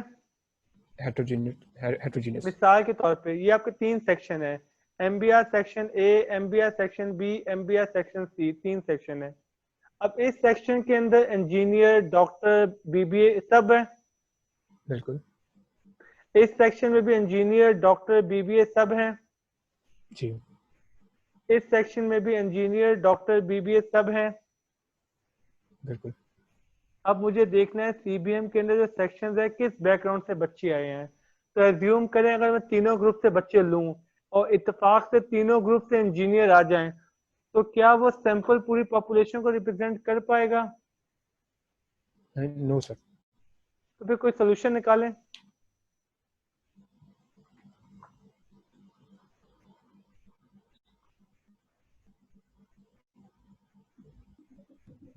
जल्दी निकालें, मैं बता दूं। सर जो एक ग्रुप से सिलेक्ट हो गया अगर इंजीनियर, तो वो दूसरे ग्रुप से फिर इंजीनियर नहीं उठाएंगे, कोई और उठाएंगे? नहीं, आप इसमें कहेंगे किसी एक ग्रुप से डेटा लो और उस ग्रुप के तमाम लोगों का डेटा ले लो। क्यों तमाम लोगों का? क्यों? क्योंकि इसमें हर तरह के लोग मौजूद हैं। हर टाइप का बच्चा आ जाएगा। जी यहाँ हमें दूसरे ग्रुप से डेटा लेने की जरूरत अब क्यों नहीं है? वजह क्या है? उसकी जी, वजह ये है यही कि वजह है कि दूसरा इसमें ग्रुप वैसा ही हर है तरह के जैसे कि बच्चे ये वाला ग्रुप है। बिटवीन होमो है ना। हाँ, तो क्या फर्क पड़ता है? सही। एक ग्रुप में सब बच्चे आ गए तो फिर दूसरे ग्रुप से डेटा लेने की जरूरत नहीं है। ये बात समझ में आ गई? जी सर। तो क्लस्टर सैंपलिंग में क्या होगा, किसी एक ग्रुप को सिलेक्ट किया जाएगा, किसी एक क्लस्टर को सिलेक्ट किया जाएगा, लेकिन के बाद वाली बात कंप्लीट करें। लेकिन दूसरे ग्रुप से नहीं लिया जाएगा। ना ना ना ना, लेकिन उस ग्रुप के तमाम बच्चों से डेटा लिया जाएगा। हाँ, चैट में फाइव साहब ने लिख दिया है। ये बात समझ में आ गई? सही। किसी को भी नहीं उसी छोड़ेंगे, ग्रुप के एक एक सारे। बच्चे से डेटा लेंगे। ये बात समझ में आ गई? जी सर। लेकिन यहाँ पे क्वेश्चन बनता है, क्वेश्चन ये बनता है 3 ग्रुप है, कौन सा वाला ग्रुप भाई? ये क्वेश्चन बनता था, आपने पूछा ही नहीं, सर अगर पूछे अब। नहीं, ये आंसर गलत दिया मोहम्मद फाइक साहब ने, किसी से भी ले लें। मर्जी तो चल ही नहीं रही ना, मर्जी आपकी नॉन प्रोबेबिलिटी में आके चलेगी, यहाँ पे नहीं चलेगी, ठीक है। तो इसमें होगा क्या, तीनों ग्रुप की पर्चियां डलेगी, ग्रुप ए की पर्ची, ग्रुप बी की पर्ची, ग्रुप सी की पर्ची। रेंडमली ग्रुप सिलेक्ट होगा, जिसकी पर्ची आ गई उस ग्रुप से डेटा लेंगे। ये बात समझ में आ गई? जी सर। अब तक वो पुराने में फर्क ये था, पहले बच्चों की पर्चियां डल रही थी, अब किसकी पर्चियां डल रही है? अब ग्रुप की। अब माने 6 सेक्शन होते हैं, तो 6 के 6 सेक्शन की पर्चियां डलती, जो ग्रुप रेंडमली सिलेक्ट होता उस ग्रुप के तमाम बच्चों से हम डेटा ले लेते। ये क्लियर हो गया? जी सर क्लियर है। लेकिन देखिए रेंडमली सिलेक्ट हो रहा है, इसमें और रैंडम सैंपलिंग में फर्क क्या है, समझिएगा। रैंडम सैंपलिंग में तीनों सेक्शन के बच्चों के नाम हमने डाल दिए थे और हमने 20 पर्चियां निकाली थी, यही किया था ना। यहाँ पे हमने सेक्शन की जी। पर्चियां डाली है, section A, section B, section C. जिस सेक्शन की भी पर्ची आएगी उसके तमाम बच्चों से डेटा लेंगे, इसलिए ये क्लस्टर रैंडम है। वो सिंपल रैंडम है और ये क्लस्टर रैंडम है। ये बात समझ में आ गई? और ठीक है जो सर। ऊपर पड़ा था वो स्ट्रैटिफाइड रैंडम था। ये दोनों में फर्क समझ में आ गया? जी। चलें आगे बढ़े। जी सर आगे बढ़े। अच्छा, माने कि ग्रुप सी आ गया, ठीक है। ठीक है। ग्रुप सी में कितने बच्चे हैं? 50। आपका सैंपल साइज कितने का आया था? 20। क्या करें, क्लस्टर का तो रूल है, सब कर लें। सेपरेट 50 में से फिर रैंडम 20। हाँ, ये अब मल्टी स्टेज क्लस्टर हो गया। क्यों? क्योंकि आपने 2 दफा सैंपलिंग की, 2 स्टेज पे आ गए ना। पहले स्टेज में आपने रेंडमली ग्रुप सेलेक्ट किया और दूसरे ओके। स्टेज में आके आपने रेंडमली बच्चे सेलेक्ट किए, तो कितनी दफा सैंपलिंग करनी पड़ रही है? 2 बार। तो 2 स्टेज हो गया। ये बात समझ में आ गई? जी 2 स्टेज को मल्टी स्टेज कह रहे हैं। सर। उससे फिर अगर कोई बच्चा ऐसा हो जो सेलेक्ट ना हो पाए? वो रेंडमली कर रहे हैं ना, तो बस फिर हम यही कहेंगे सैंपल साइज बढ़ा दो। जितना सैंपल साइज बढ़ाएंगे उतना एरर कम होने के चांसेस होंगे। सही। क्योंकि सब हमें तो कुछ डेटा रिवाइज हर करूं? तरह के बच्चे का लेना है ना। हाँ, सब कुछ रिवाइज करूं अब। जी जी कर दे। चले, माने कि 1000 बच्चा आ गया सीबीएम में एडमिशन लेने। मैंने 1000 बच्चों की पर्चियां डाली और 100 बच्चों की पर्ची एक एक करके निकाल ली। ये कौन सी सैंपलिंग की है मैंने? सर सिंपल तनवीर साहब ने रैंडम। सही आंसर दिया, सिंपल रैंडम सैंपलिंग। पूरा आंसर दें। आप सिर्फ रैंडम रैंडम लिख रहे हैं चैट में, रैंडम में तो क्लस्टर रैंडम भी है, स्ट्रैटिफाइड रैंडम भी है। आप बोल रहे हैं सिस्टम रैंडम सैंपलिंग। हो गया? Yes sir. फिर मैंने क्या किया, 1000 को मैंने 100 से डिवाइड किया, 10 का इंटरवल आ गया, पहला बच्चा रैंडमली लिया, फिर हर 10 के इंटरवल के बाद लेना शुरू कर दिया। ये कौन सी सैंपलिंग है? सर सिस्टमैटिक सैंपलिंग हो जाएगी। फिर मैंने इनसे कहा कि जो मेडिकल बैकग्राउंड के बच्चे हैं उनको अलग करो, इंजीनियर को अलग करो, बीबीए वालों को अलग करो, 3 ग्रुप बनाओ। विद इन होमोजीनियस है, बिटवीन हेट्रोजीनियस है, ठीक है। फिर मैंने कहा प्रोपोर्शन निकालो।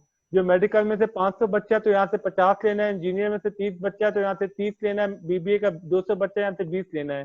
तो हर ग्रुप में से रेंडमली बच्चे निकाल लो। ये कौन सी सैंपलिंग कर रहा हूँ मैं? सर स्ट्रैटिफाइड रैंडम सैंपलिंग हो जाएगी। पूरा नाम ले, proportionate stratified random sampling. Proportionate stratified random sampling. फिर मैंने कहा कि 3 ग्रुप बनाओ, मेडिकल वालों को अलग करो, इंजीनियर को अलग करो, बीबीए को अलग करो। बाहर में भेजो इस बात को कि मेडिकल के 500 है, इंजीनियर 200 है। सही है, सबसे 33 बच्चे निकालो। अब मैं क्या कर रहा हूँ? Sir disproportionate stratified random sampling. ठीक है। फिर मैंने काम के एक काम करें, आप 10 सेक्शन बना दें। हर सेक्शन के अंदर मेडिकल का भी बच्चा हो, इंजीनियर का भी बच्चा हो, बीबीए का भी बच्चा हो, ठीक है। इन 10 सेक्शन की पर्चियां डालें, किसी एक सेक्शन की पर्ची निकालें, जिस सेक्शन का आ जाता है उसको आप स्कॉलरशिप दे दें। ये कौन सी सैंपलिंग की मैंने? सर क्लस्टर सैंपलिंग में आ जाएगी। फिर मैंने कहा स्कॉलरशिप में सिर्फ 5 बच्चे आ सकते हैं, क्लास में तो 40-50 बच्चे होते हैं। तो आप एक काम करें, पहले एक पर्ची निकालें, उसमें से सेक्शन सेलेक्ट करें, फिर इस सेक्शन के जो 50 बच्चे हैं उनकी फिर से 5 की पर्चियां निकाल लें। ये मैंने क्या किया? Sir multi stage cluster sampling. तो ये आपका पूरा प्रोबेबिलिटी क्या हो गया? खत्म, खत्म हो गई क्लियर हो गया। अब हम किस पे आ जाएंगे? Sir non probability. जी, नॉन प्रोबेबिलिटी सैंपलिंग पे आ जाएंगे। यहाँ तक क्लियर हो गया। जी सर। और ये सैंपलिंग सबसे ज्यादा होती है, सबसे कॉमन है और बच्चों की सबसे अजीज सैंपलिंग है। क्यों है इसकी वजह आपको समझ में आ जाएगी। नाम क्या है इसका? Convenient sampling. तो इसमें यही है, जो आपको कन्वीनियंट है आप उससे डेटा ले लें। मिसाल के तौर पे आप क्लास में बैठे हुए, मैंने आपसे कहा 50 बिजनेस एडमिनिस्ट्रेशन के बच्चों से डेटा लेके आए, तो आप क्या करेंगे? अपनी मर्जी से किसी से भी ना ना, डेटा ले लेंगे। आप क्लास वाले आपस में ही डेटा फिल करवा लेंगे ना, बिल्कुल सही है। क्योंकि आपके लिए इजी है, कन्वीनियंट है। कन्वीनियंट है। माने आपके अब्बू डॉक्टर है, मैंने कहा डॉक्टर का इंटरव्यू लेके आए, तो आप अब्बू से ही ले आएंगे, क्यों, वजह क्या है? हमारे लिए कन्वीनियंट है। तो आपके लिए जो कन्वीनियंट होता है तो आप वो कर लेते हैं, कन्वीनियंस सैम्पलिंग। तो जो कन्वीनियंस देख के आप सैम्पलिंग कर लेते हैं, तो बच्चे क्या करते हैं, जो उनको इजी लगता है वो उससे डेटा फिल करवा लेते हैं। ये बात समझ में आ गई? जी सर। अब यहाँ पे कन्वीनियंस सैम्पलिंग में दो गलतियां होती है। एक सुपरवाइजर की तरफ से गलती होती है, एक स्टूडेंट की तरफ से गलती होती है। ठीक है, पहले मैं आपको स्टूडेंट वाली गलती बता देता हूँ, बाद में मैं आपको सुपरवाइजर वाली गलती बता देता हूँ। ठीक है, स्टूडेंट के एंड पे क्या गलती होती है? माने कि सीबीएम की आपकी क्लास में मैं रिसर्च कर रहा हूँ, ठीक है, मैंने कहा मेरी पॉपुलेशन आपकी क्लास के बच्चे हैं, और मैंने कहा 5 बच्चों से आपने डेटा कलेक्ट करना है। अब आप अपनी मर्जी से किसी भी 5 बच्चों से डेटा ले लेंगे? जी। गलत कर रहे हैं ना। क्या क्लास का पॉपुलेशन साइज आपको पता था, नहीं पता था? पता था। तो प्रोबेबिलिटी सैम्पलिंग होगी, नॉन प्रोबेबिलिटी होगी? प्रोबेबिलिटी होगी। तो कन्वीनियंस किसकी टाइप है? नॉन प्रोबेबिलिटी का। कैसे कर रहे हैं आप लोग? ये क्योंकि बात समझ में आ गई? जी बिल्कुल। तो कन्वीनियंस करने के लिए पहले आपको ये साबित करना पड़ेगा पॉपुलेशन साइज नोन नहीं है। ये बात समझ रहे हैं? बिल्कुल। लेकिन बच्चा क्यों करता है उसका वजह समझे। माने सीबीएम की पॉपुलेशन है, सीबीएम से डेटा कलेक्ट करना है, मैंने कहा 100 बच्चों से डेटा कलेक्ट करना है, तो प्रोबेबिलिटी सैम्पलिंग करनी है, नॉन प्रोबेबिलिटी करनी है? शुरू में प्रोबेबिलिटी करनी चाहिए। लेकिन जानते हैं आप लोग प्रोबेबिलिटी करते क्यों नहीं है? माने आपने सीबीएम के डेटाबेस से 12,000 बच्चों का नाम निकाला, आपने पहली पर्ची निकाली, पहला जिस बच्चे का नाम आया वो कंप्यूटर साइंस के 3rd सेमेस्टर में पढ़ता है, तो आप कहेंगे कौन जाके ट्रेस करे, कौन जाके डेटा ले। ये बात समझ रहे हैं? क्लास वालों से करवा लेंगे। ये मसला समझ में आ रहा है आपको? जो ज्यादा कन्वीनियंट हो। क्योंकि जब आपने पर्ची निकाली तो जिसका नाम आएगा फिर उसी से करवाना पड़ेगा। बिल्कुल। आपने दूसरी पर्ची निकाली, वो साइकोलॉजी डिपार्टमेंट के 6ठे सेमेस्टर का स्टूडेंट था, तो आपने कहा कौन जाके उससे क्वेश्चन में फिल करवाए। ये बात समझ रहे हैं? बिल्कुल। तो बच्चे के एंड पे ये गलती होती है, अक्सर उसके टॉपिक के अंदर पॉपुलेशन साइज नोन होता है, उसको प्रोबेबिलिटी सैम्पलिंग करनी चाहिए, उसके बावजूद वो कन्वीनियंस कर रहा होता है, तो टेक्निकली गलत है। बिल्कुल। जैसे कि माने कि मैं आपको हॉस्पिटल में डॉक्टर्स का नाम दे दूं, मैंने कहा कि कंसल्टेंट से डेटा कलेक्ट करें, मेरे पास लिस्ट है एफसीपीएस पार्ट 2 के क्लियर डॉक्टर्स की, और मैंने आपको लिस्ट दे दी 3,500 डॉक्टर्स की, आपने 5 डॉक्टर से डेटा कलेक्ट करना था, तो जिसका नाम आता उसको ट्रेस करके उसी से लेकर डेटा फिल करवाना पड़ता ना। बिल्कुल। आपने कहा छोड़ो परे, मेरे घर के पास जो हॉस्पिटल में वहां से आके 5 डॉक्टर से करवा लूंगा, तो आप कन्वीनियंस देख रहे हैं अपनी? बिल्कुल देख रहे हैं। जबकि देखनी नहीं चाहिए, क्योंकि पॉपुलेशन साइज नोन था, प्रोबेबिलिटी सैम्पलिंग करनी चाहिए थी। तो बच्चे के एंड पे क्या गलती हो रही है, ये बात समझ में आ रही है आपको? बिल्कुल। ये क्लियर है? तो मैं इस कहानी को आगे बढ़ाऊं। जी सर क्लियर है। अब आते हैं सुपरवाइजर के एंड पे गलती। बहुत सारे सुपरवाइजर जो बच्चों को तंग करते हो, कहते हैं हम कन्वीनियंस सैम्पलिंग को नहीं मानते, तो मैं खुद बड़ा कंफ्यूज था इस बात के ऊपर कि यार ये क्यों नहीं मान रहे। तो फिर एक दफा मेरी डिस्कशन हुई तो मुझे पता चला कि उन्हें कन्वीनियंस सैम्पलिंग का कंसेप्ट क्लियर नहीं है। तो हो सकता है फ्यूचर में आपको भी कोई ऐसा बंदा मिल जाए जिसे कन्वीनियंस सैम्पलिंग का कंसेप्ट क्लियर ना हो, तो वो आपको तंग करेगा। तो आप उससे डिस्कस कर लीजिएगा, सर आपको क्या लगता है कन्वीनियंस सैम्पलिंग क्या है। तो बहुत सारे सुपरवाइजर्स को बोले क्या एक कंफ्यूजन है, वो कंफ्यूजन मैं आपको क्लियर कर दूं। तो मेरा एक दफा एक डॉक्टर साहब से पूछना हुआ था कन्वीनियंस सैम्पलिंग का मसला क्या है। उसने कहा इसकी मुझे लॉजिक ही समझ में नहीं आती। मैंने सर क्यों नहीं लॉजिक समझ में आती? कहते हैं कि माने मेरी रिसर्च है कि मुझे परसेप्शन मालूम करनी है डॉक्टर्स के बारे में, कि डॉक्टर की क्या परसेप्शन है ब्रांडेड टेबलेट्स के बारे में। समझ रहे हैं आप? और जी। मैं अपने बच्चे से कहूँ कन्वीनियंस सैम्पलिंग करो, वो किसी इंजीनियर से डेटा फिल करवा के ले आए, तो उसका क्या तुक बना? अब आपके ख्याल से वो जो डॉक्टर साहब गलती कहाँ पे कर रहे हैं, जो सुपरवाइजर है? कन्वीनियंस सैम्पलिंग का मतलब ये नहीं है कि किसी से भी ले आओ। कन्वीनियंस ठीक। सैम्पलिंग का मतलब है किसी भी डॉक्टर से ले आओ, बात समझ रहे हैं? वो बेसिक कंसेप्ट भूल गए। डेटा तो पॉपुलेशन से ही बच्चा लेगा ना। पहले आपने बिल्कुल पॉपुलेशन डिफाइन की, वो डॉक्टर जो प्रैक्टिस कर रहे हैं, जो जनरल फिजिशियंस है, जो लोगों को टैबलेट रिकमेंड करते हैं, आपकी ये पॉपुलेशन है ना। तो जब जी मैं कहता हूँ कन्वीनियंस सैम्पलिंग से डेटा कलेक्ट करो, तो किसी भी जनरल फिजिशियन से ले आओ, ये मतलब होता है। ये मतलब नहीं है कि किसी से भी ले आओ। ये बात समझ सर, गए? जी वही अगर बात आ गई किसी ने जो ये, हाँ जी जी वही बात आ गई जो आपने बताया था कि सैंपल और सैंपल साइज के डिफरेंस में बहुत जमीन आसमान फर्क होता है। नहीं, इसमें मसला ये बहुत सारे को ये कंसेप्ट क्लियर नहीं है, तो वो लोग क्या बात कहते हैं, उनका कंसेप्ट ये है कि कन्वीनियंस सैम्पलिंग का बच्चा किसी से भी डेटा ले आया है। जब हमने डॉक्टर की परसेप्शन मालूम करनी है, तो ये इंजीनियर से क्यों डेटा लेके आए? तो उन्हें समझाना पड़ता है कन्वीनियंस सैम्पलिंग का ये मतलब थोड़ी ना कि वो इंजीनियर से लेके आ रहा है। इसका ठीक। ये मतलब है वो अपनी आसानी के मुताबिक किसी भी जनरल फिजिशियन से लेके आ रहा है। ये बात समझ में आई? सही। और जाहिर बात है अगर किसी सुपरवाइजर ने ये सोचा हुआ है, फिर तो उसको कन्वीनियंस सैम्पलिंग गलत ही लगेगी। बिल्कुल। हाँ, तो इसलिए फिर उसका कंसेप्ट क्लियर करना पड़ता है। जैसे कि माने मेरी रिसर्च है कि सीबीएम के ऊपर रिसर्च करनी है, ठीक है, सीबीएम के स्टूडेंट की परसेप्शन मालूम करनी है कि वो मैनेजमेंट के बारे में क्या सोचती है, ठीक है। जी अब मेरा कंसेप्ट ये है कि सीबीएम के किसी भी बच्चे से आप पूछ ले अपने कन्वीनियंस के मुताबिक, ठीक है। और जनरल ऑब्जर्वेशन साहब आपका कंसेप्ट ये कन्वीनियंस सैम्पलिंग में वो इकरा के बच्चे से भी पूछ सकता है, बैरिया के बच्चे से भी पूछ सकता है, जैबिस के बच्चे से भी पूछ सकता है। तो आपके दिल में तो ये बात आएगी जब मेरी रिसर्च इस बात के ऊपर है कि सीबीएम का बच्चा क्या सोचता है, तो ये बैरिया वाले का डेटा क्यों आ रहा है, ये इकरा वाले का डेटा क्यों आ रहा है। आप तो फिर कन्वीनियंस को गलत ही बोलेंगे ना। बिल्कुल। तो फिर मैं आपको क्लियर करूंगा कि आपने कंसेप्ट गलत समझा हुआ है। ये बात समझ में आ गई? और मेरा इनकाउंटर रहा है, बहुत सारे बच्चे जब मुझे बताते हैं कि सुपरवाइजर ऑब्जेक्शन उठा रहा है, तो ये बात कर रहा है, तो फिर मुझे क्लियर करना पड़ता है कि सुपरवाइजर से बात करनी पड़ती है कि भाई कन्वीनियंस सैम्पलिंग का कंसेप्ट आप सही नहीं ले रहे, ये कंसेप्ट होता है। ये बात समझ में आ गई आपको? जी सर। कन्वीनियंस क्लियर हो गया? जी सर क्लियर है। अगली थी कोटा, कोटा सैंपलिंग। यही थी ना? जी सर। कोटा और स्ट्रैटिफाइड में कोई फर्क नहीं है शुरू के स्टेप में। मतलब क्या है, आप ग्रुपिंग करेंगे, ठीक है। जी। ग्रुपिंग में विद इन क्या होगा, होमोजीनियस बिटवीन। Homogeneous heterogeneous. हाँ, जैसे माने मैंने कोटा सिस्टम बना दिया, ये सिंध का कोटा, ये बलूचिस्तान का कोटा है, पंजाब का कोटा, 3 कोटे बना दिए। जी। और मैंने कहा तीनों से 20-20 लोग ले लो। अब स्ट्रैटिफाई में हर ग्रुप में से रेंडमली सिलेक्ट हो रहे थे ना। जी। यहाँ पे हर ग्रुप में कन्वीनियंस की बेसिस सिलेक्ट होंगे। ठीक है। ये बात समझ में आ गई? उसकी वजह ये है कि मेरे पास लिस्टें अवेलेबल नहीं है। ठीक है। ये बात समझ में आ गई?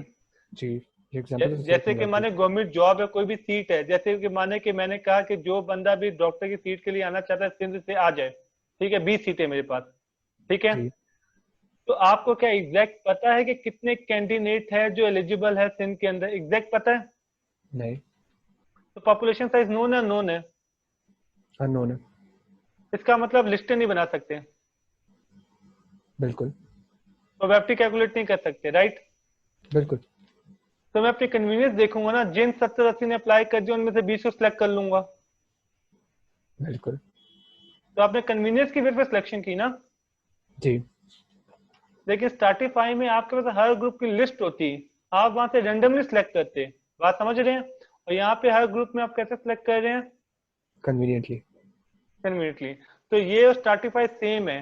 मतलब कुछ चीजें ग्रुपिंग होगी with in homogeneous between heterogeneous. फर्क ये है, स्ट्रैटिफाई में हर ग्रुप में से रेंडमली सिलेक्ट होते हैं, और कन्वीनियंस और कोटा में हर ग्रुप में कन्वीनियंस की बेस पर सिलेक्ट होंगे। यहाँ तक बात समझ में आ गई? जी सर। क्लास यहाँ तक क्लियर है सबको? ठीक है। अगली का नाम था स्नोबॉल। क्या नाम है? सर जजमेंटल थी ना नेक्स्ट। ऑर्डर से चलो पहले जजमेंटल कर लेते हैं, एक ही ऑर्डर से कोई फर्क नहीं पड़ता इसमें। चलिए आप ठीक है, स्नोबॉल को आगे पहले। चलो स्नोबॉल कर लेते हैं, ठीक है। आपने स्नोबॉल इफेक्ट का नाम सुना है? Snowball effect. हाँ, आप एक बर्फ का गोला फेंकते हैं, वो आहिस्ता आहिस्ता आहिस्ता पहाड़ से बड़ा होता जाता है, बड़ा होता जाता है। क्यों बड़ा हो रहा है? सर क्योंकि वो और बर्फ ऐड हो रही होती है ना। जी आप और छोटा सा बर्फ ऐड गोला होती बना के बर्फ का फेंके ग्लेशियर से, जब तक वो नीचे पहुंचेगा उसका साइज बड़ा हो जाएगा। जी इसे स्नोबॉल इफेक्ट कहते हैं ना, ठीक है। सही है। तो ये आपने शेर सुना होगा, तना चला लोग मिलते गए भीड़ बनती गई, सुना है ना? थोड़ा बहुत। स्नोबॉल इफेक्ट होता है ना, जी सर। लोग मिलते गए कारवां बनता गया। पूरा शेर सुनाऊं आपको? जैसे आप एक मिशन में निकलते हैं, आपके साथ 2 बंदे और जुड़े, 4 बंदे और जुड़े, आहिस्ता आहिस्ता आहिस्ता 100 हो जाते हैं ना, जी सर। तो वो स्नोबॉल इफेक्ट ऐसे ऐसे बढ़ता रहेगा। तो स्नोबॉल में क्या होता है, इसको रेफरेंस बेस्ड सैम्पलिंग भी कहते हैं। इसकी लॉजिक समझें, इसमें होता क्या है। माने आप जब स्टूडेंट से क्वेश्चन फिल करवा रहे थे, आपने एक क्वेश्चन मुझे दिया, एक क्वेश्चन तनवीर साहब को दिया, एक क्वेश्चन आयशा को दिया, ठीक है? आप अपनी तरफ से डिस्ट्रीब्यूट कर रहे हैं ना। बिल्कुल। स्नोबॉल में ये नहीं होगा। स्नोबॉल में जब आप अपने रिस्पॉन्डेंट से डेटा लेंगे, रिस्पॉन्डेंट आपको अगले रिस्पॉन्डेंट का बताएगा। ठीक है। अब आप पूछें क्यों, ऐसा क्यों? ऐसा क्यों? क्योंकि जिस टॉपिक पे आप रिसर्च कर रहे हैं उसके रिस्पॉन्डेंट इजीली नहीं मिलते। मिसाल के तौर पे आपने गोल्फ खेलने वालों से डेटा कलेक्ट करना है, आपको एक गोल्फ खेलने वाला मिल गया, तो वो अकेले तो नहीं खेलता होगा ना, एक गोल्फ खेलने वाला दूसरे गोल्फ खेलने वाले को जानता होगा, बिल्कुल। तो आप उससे क्या कहेंगे कि आगे किसी और का बता भाई, रेफरेंस दे। ठीक, जब बिल्कुल। दूसरे के पास जाएंगे उससे क्या कहेंगे, आप दूसरों किसी के और का रेफरेंस। बताओ। जी 3 हो चुके हैं, तीसरे से भी चौथे का, चौथे से भी 5वें का। ये बात समझ में आ गई? ठीक। तो आहिस्ता आहिस्ता सैंपल साइज बढ़ता जाएगा। बिल्कुल। स्नोबॉल इफेक्ट समझ में आ गया? जी सर। इस तरह एक वाइन पीने वाला दूसरे वाइन पीने वाले को जानता होगा, एक ब्लैक बिल्कुल। मैजिक करने वाला दूसरे ब्लैक मैजिक करने वाले को जानता होगा। तो अक्सर टॉपिक ऐसे होते हैं जिसमें हमें एक्सपोनेंट इजीली नहीं मिल सकते, तो एक मिल जाए तो एक से सेकंड, सेकंड से थर्ड, थर्ड से फोर्थ, फोर्थ से फिफ्थ। ये बात समझ, उनकी तो पूरी कम्युनिटी बनी होती है ना। बिल्कुल। तो स्नोबॉल को हम रेफरेंस बेस्ड सैम्पलिंग भी कहते हैं। ये बात समझ में आ गया? Reference based sampling. Reference based मतलब रेफरेंस पे चल रहे हैं ना आप लोग। जी जी। ये बात समझ में आ गई? जी सर। ये जो अभी ब्लंडर आयशा ने मारा ना, ये ब्लंडर अक्सर बच्चे पेपर में बनाते हैं।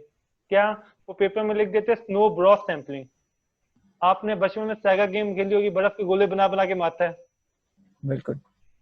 तो स्नो बॉल और स्नो ब्रॉस में फर्क है, ठीक है? बिल्कुल। तो स्नो ब्रॉस सैम्पलिंग नहीं लिखना, स्नो बॉल सैम्पलिंग लिखना है, ठीक है? जी सर। चलें, आखिरी क्या है? Judgemental sampling. Judgemental sampling. अब इसमें आपकी जो सिलेक्शन है वो जजमेंटल बेसिस पे हो रही है। क्या मतलब इस बात का? माने कि आप रिसर्च करना चाह रहे हैं वुमेन एंटरप्रेन्योरशिप के ऊपर, ठीक है? जी। अब आपने किसी बंदी का इंटरव्यू लेना है। अब आपके पास 3 बंदियां हैं। पहली बंदी है आयशा अब्दुल रहमान, दूसरी बंदी है अनम, और तीसरी बंदी है, चलें 2 ही ले लेते हैं, आयशा अब्दुल रहमान और अनम। आपने देखा आयशा अब्दुल रहमान के अब्बा का बिजनेस था, ऑनर थे, उन्होंने अपनी बेटी को सीईओ बना दिया, ठीक है? ठीक फिर है। आपने अनम को देखा, तो अनम एक बहुत छोटी पोस्ट पे गई थी, 20,000 की पोस्ट पे, और 25 साल मेहनत कर करके ग्रेड बढ़ाती गई, 13 ग्रेड, 14 ग्रेड, 15 ग्रेड, 16 ग्रेड, और 20-25 साल में 21-22 ग्रेड में पहुंच के एमडी बनी, ठीक है? आपका टॉपिक ये था कि वुमेन को टॉप पोस्ट मैनेजमेंट पोजीशन पे आते हुए किन किन मुश्किलात से गुजरना पड़ता है। आपने इंटरव्यू लेना है। आपका क्या ख्याल है, ज्यादा बेहतर आपको कौन बता पाएगा? सर अनम। तो आप जो अनम को सिलेक्ट कर रहे हैं, किस बेसिस पे सिलेक्ट कर रहे हैं? क्या कन्वीनियंस के बेस पे सिलेक्ट कर रहे हैं? नहीं। क्या आप कोटा के बेस पे सिलेक्ट कर रहे हैं? नहीं सर। किस बेस पे कर रहे हैं? Sir previous judgement. एक्सपीरियंस। तो जजमेंटल बेसिस पे कर रहे हैं ना आपको लगता ही है ना। जी। हो सकता है तो आपने सिर्फ और सिर्फ जजमेंटल बेसिस पे ये काम किया है। ये बात समझ रहे हैं? बिल्कुल। तो ये क्या हो गया? Judgemental sampling. हाँ, ये बात समझ में आती है? जी। तो आपकी प्रोबेबिलिटी भी एंड नॉन प्रोबेबिलिटी भी एंड, जी सर। ठीक है? अब इसके अंदर काफी सारी चीजें और है, लेकिन मैं आपको करवा इसलिए नहीं रहा कि जिस लेवल पे आप पढ़ रहे हैं ना उसके लिए इतना काफी है, वरना आप फिर एमफिल में आएंगे तो कोई चीज बचेगी नहीं, तो आप कहेंगे सब कुछ रिपीटिशन हो रही है, ठीक है? तो इंशाल्लाह आप जब एमफिल पीएचडी में आएंगे तो फिर उसकी एक्स्ट्रा चीजें करवाएंगे ताकि आपको लगे कि हमने कुछ नया सीखा है, ठीक है सर। ठीक है? और नहीं खैर, मजाक कर रहा हूँ ये तो, मेन रीजन ये बुक में बस ये दिया हुआ है, ठीक है। तो Okay. जिस बुक को फॉलो कर रहे हो उस बुक के अंदर ये सारी चीजें हैं। ठीक है सर।